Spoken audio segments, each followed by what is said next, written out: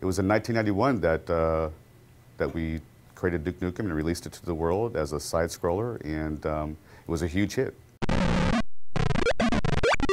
Our inspiration back then was comic books because we always felt like if you focus on the character, there's no end of stories.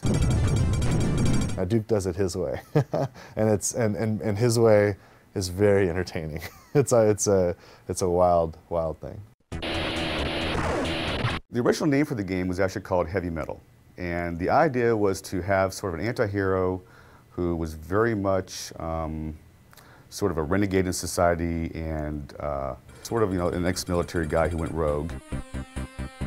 When the original Duke got started, it was myself, Alan Blum, and another programmer, Todd Repogel. Todd Repogel and I went to school together. We grew up together in Santa Cruz.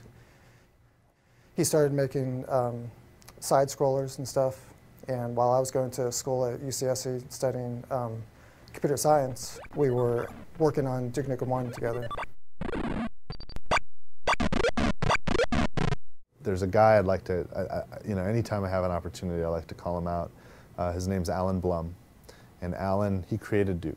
He and Todd Repogel, back in 1991, 92, created the original 2D side-scrollers of Duke Nukem. And, you know, great fun games.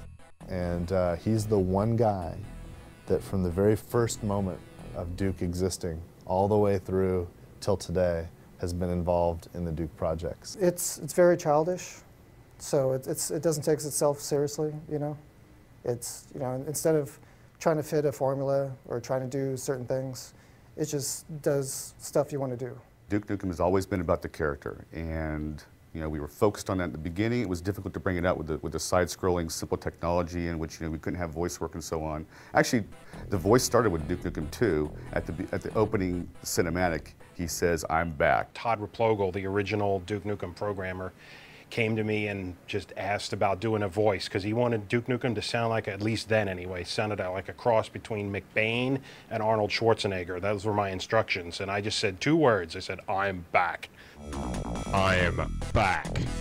The original Duke that Todd and I were working on didn't really work well, and when George joined the company, he actually spent several nights kind of redesigning, you know, and you know, back in those days, it's like, you know, it was EGA and very pixelated stuff, but he gave Duke his little smile and gave it the yellow haircut and everything, and kind of really made the character look the way he still looks today. What? Did you think I was gone forever? Too long. We've waited too long, frankly. And I don't know if there's anything that could live up to the idea of 15 years of development, but this is absolutely a worthy successor and a worthy sequel to the game. I think that this is what fans have wanted to come out, and it's finally come out. I can't be more excited. If you're a Duke fan, and especially you're one of the fans that hang out on the 3D Realms forums for all that time, refusing to give up, refusing to, you know, give in to the naysayers or whatnot, you're going to have a blast with this because it is a hell of a lot of fun.